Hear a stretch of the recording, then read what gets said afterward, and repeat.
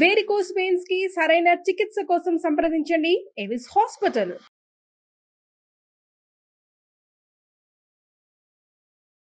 ఓం శ్రీ గురుభ్యో నమః. శ్రీ మహాగణాధిపతయ నమః. శ్రీమాత్రే నమః. కర్కటే పూర్వఫల్గుణ్యాం తులసీకాననోద్భవాం పాండ్యే విశ్వంభరాం గోదాం వందే శ్రీరంగనాయకీం.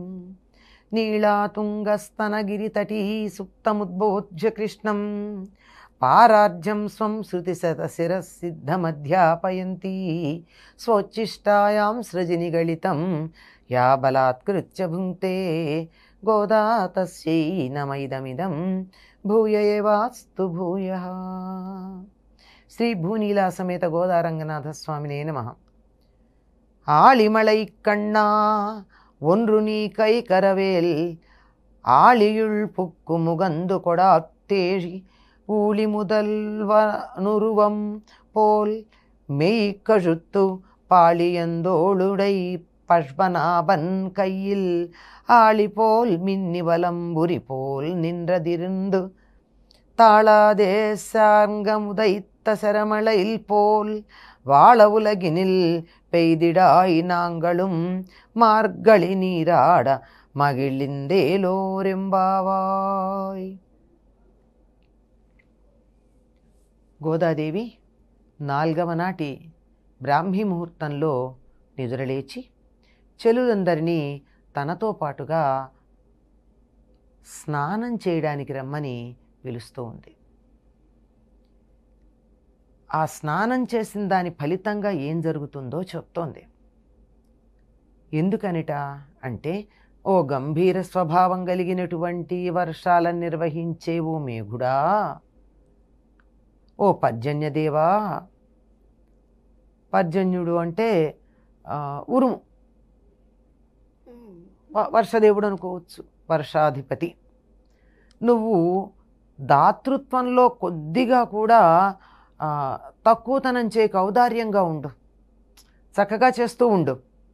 అంటే ఎక్కడా కూడా వెనకాడుతూ ఇస్తూ ఇస్తూ కొంచెం ఆగిపోతూ ఉంటారు, అట్లా చెయ్యొద్దు. ఏమాత్రం కూడా వెనకాడద్దు. అంటే మేఘం ఇచ్చేది ఏముందమ్మా? ఇచ్చేది వర్షమే.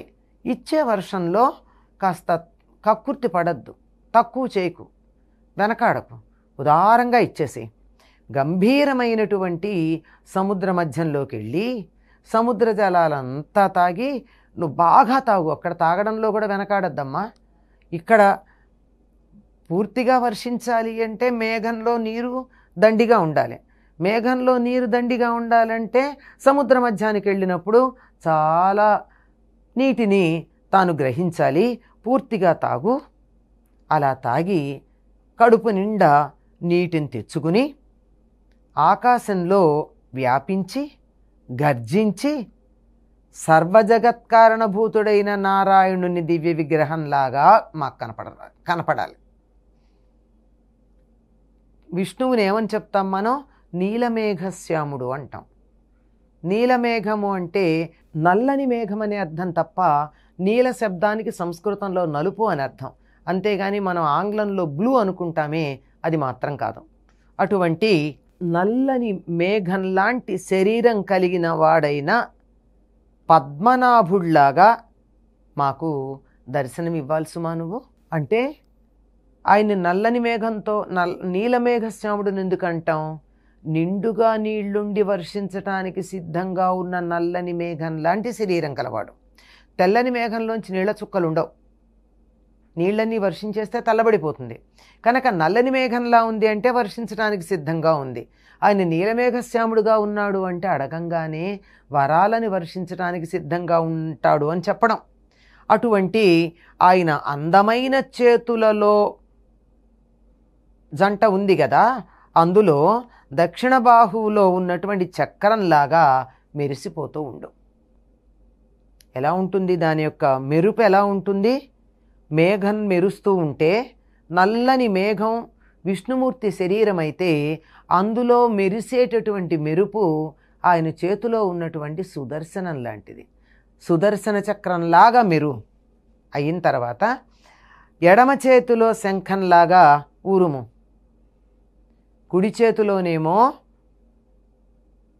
చక్రం ఉంది, ఇలా పట్టుకున్నాడు. ఎడం చేతిలో శంఖం ఉంది, ఇలా ఊదడానికి ఇది వీలు. ఎడం చేతిలో ఉన్నటువంటి శంఖంలాగా ఉరుము.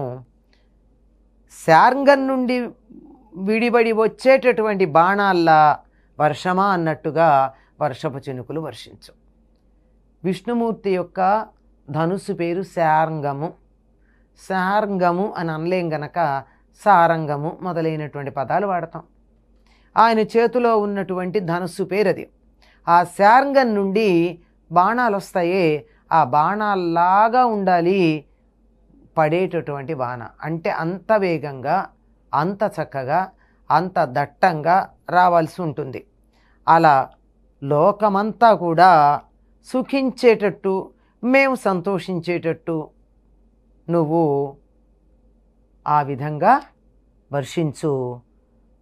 మార్గశీర్ష స్నానాన్ని మేం చేసేట్టుగా చేయి. మేము మార్గశీర్ష మాసంలో స్నానం చేయాలంటే నీళ్లు కావాలి కదా. నీళ్లు కావాలంటే బాగా ఉండాలి. కొద్దిగా నీళ్లు ఉంటే బురద బురదగా ఉంటుంది. కానీ ఎక్కువ నీళ్లు కావాలంటే నువ్వు బాగా వర్షం పడాలి. వర్షం పడాలి అంటే నువ్వు నల్లగా ఉండాలి. నల్లగా ఉండడానికి కారణం సముద్ర మధ్యానికి వెళ్ళి నీటిని తాగడం.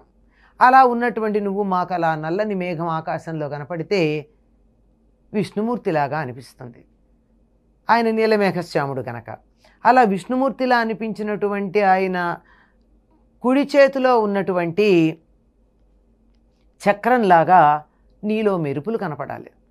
ఎడం చేతిలో ఉన్నటువంటి శంఖంలాగా నీ నుండి ఉరుము రావాలి. శార్ంగం అనేటటువంటి విల్లు నెక్కు పెడితే దాంట్లోంచి వచ్చిన బాణ పరంపరల్లాగా వర్షపు ధారలు పడాలి. లోకం సంతోషించాలి, మేము ఆనందంగా స్నానం చేయాలి. అంటే తాము స్నానం చేయడం కోసం మేఘుడు ఇంత పని చేయాలి అని చమత్కారంగా పైకి అర్థం కనపడుతుంది. కానీ మేం చేసేటటువంటి స్నానానికి ఫలితంగా లోకంలో అందరికీ సమృద్ధిగా వర్షము లభించాలి. తద్వారా తాగునీరు, సాగునీరు రెండూ లభ్యమవుతాయి. నిజం చెప్పాలంటే నీటిని జీవనము అంటారు. నీళ్లు లేకపోతే ప్రాణమే లేదు. కనుక అటువంటి నీటిని నువ్వు ఇవ్వవలసింది. పైగా నారాయణుడిని ప్రార్థిస్తూ ఉన్నారు నీలమేఘ శరీరం కలిగినటువంటి వాళ్ళల్లాగా. గోదాదేవి చేసేటటువంటి వ్రతం తమకి ఉపయోగపడమే కాదు, దాని ఫలితంగా లోకమంతా కూడా సస్యశ్యామలంగా సుఖ సంతోషాలతో ఉంటుంది అనేటటువంటి ఒక ఆశంస, ఒక ఆశ మనకు కనపడుతూ ఉంది. అటువంటి గోదాదేవికి నమస్కారం చేసుకుందాం. స్వచ్చిష్టమాలికా బంధ గంధ బంధురజిష్ణవే విష్ణు చిత్తతనూజాయై గోదాయై నిత్యమంగళం. స్వస్తి.